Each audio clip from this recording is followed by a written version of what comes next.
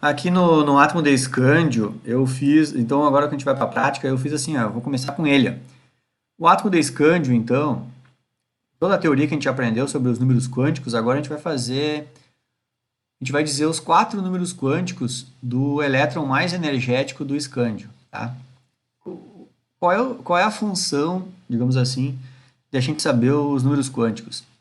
Na química, as reações químicas elas acontecem nos elétrons mais externos, né? Então é bem importante na química a gente saber o endereço desses elétrons, tá?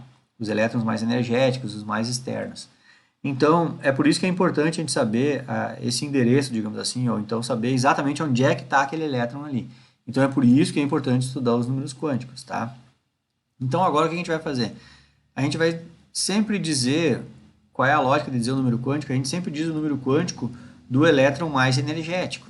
Essa é a lógica da coisa. Né? Se um átomo tem 10 elétrons, se o átomo tem 38 elétrons, a gente não fica dizendo o número quântico dos 38 elétrons.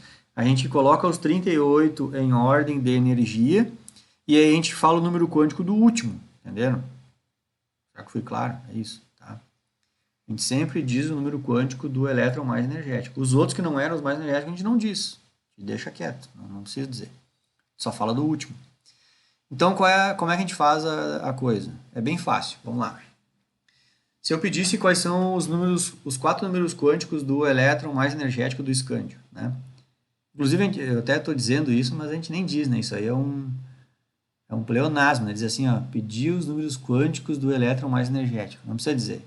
É que nem tu falar assim, ó, subiu para cima. Não, se tu subiu é porque é para cima, entendeu? Então, eu nem preciso dizer que é do elétron mais energético. É pedir os números quânticos do átomo tal. Então, aqui é o escândio, tabela periódica, número atômico 21. Se ele não tem carga nenhuma aqui, quantos elétrons ele tem? 21 elétrons. Se ele tem 21 elétrons, como é que é feita a distribuição eletrônica dele? Escrevo no papel o diagrama de distribuição eletrônica e vou distribuir, então, traço as diagonais e vou fazer a distribuição de 21 elétrons. Como é que é feito isso? 2 elétrons no 1s2, depois vai vir o 2s2, 4 elétrons, depois o 2p6 vai somar 10 elétrons, né? Depois o 3s2 vai dar 12 elétrons, depois vai vir o 3p6, vai para 18 elétrons, né? E depois o 4s2 vai para 20 elétrons, e seguindo as diagonais aqui eu volto, e o próximo vai entrar no 3d1, certo? Então, essa sequência que eu segui, eu escrevi ela aqui à direita. Ó. Foi, se vocês olharem aqui à direita, foi 1s2, depois 2s2, depois 2p6, depois 3s2, depois 3p6, depois 4s2, depois 3d1. Entenderam? Beleza. Depois que eu faço toda a distribuição eletrônica, para mim dizer os números quânticos, não me interessa a galera daqui da esquerda. Me interessa é olhar para o último aqui. Eu olho para o último elétron que eu distribuí. No caso aqui do escândio, esse elétron ele entrou num subnível que está só ele naquele subnível. Inclusive, o subnível que ele entrou é o subnível D. Tá? E o subnível D ele é composto de 5 orbitais. Né? Deixa eu meio que deixar na mão aqui. Não vou ficar voltando toda hora, mas vou voltar agora para vocês lembrarem. Né? Ó, subnível D é isso aqui. Ó. São 5 orbitais. 1, 2, 3, 4, 5. Né?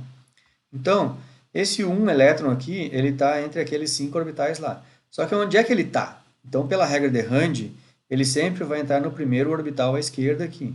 Se não tem ninguém, ele entra lá como o spin positivo, né? Flechinha para cima. Que é uma outra simbologia também que quase todo mundo segue assim. Ninguém não inicia botando a flecha para baixo, né? Inicia colocando a flechinha para cima. E a gente admite que flechinha para cima, o spin é mais um meio, tá? Então, fazendo isso, agora fica muito fácil a gente dizer quais são os 4 números quânticos, tá? Vamos lá. Qual que é o primeiro número quântico? O primeiro número quântico ele já está pronto aqui. Ó. Se a distribuição eletrônica acabou em 3D1, o 3 é o primeiro número quântico. Porque de onde que veio o 3? O 3D1 veio daqui. Ó. E o 3 quer dizer o quê? Camada M.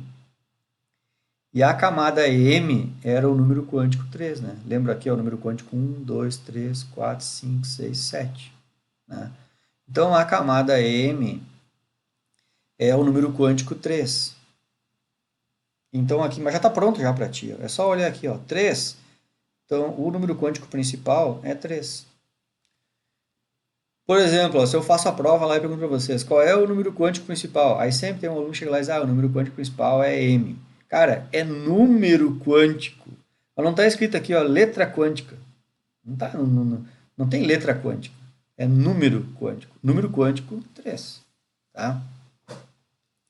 Bom, segundo número quântico é dizer qual é o tipo de orbital que esse elétron está. Só tem 4 tipos de orbital, não. Qual é o tipo de subnível? Só existem 4 tipos de subníveis. Vamos deixar a mão aqui, vou ter que voltar mais uma vez, né? Só existem 4 tipos de subníveis. Que são esses aqui, né? Ó, S, P, D e F. Qual é o formato deles? Está aqui até o formato deles. Só tem esses 4 aí que existem, os subníveis. Tá?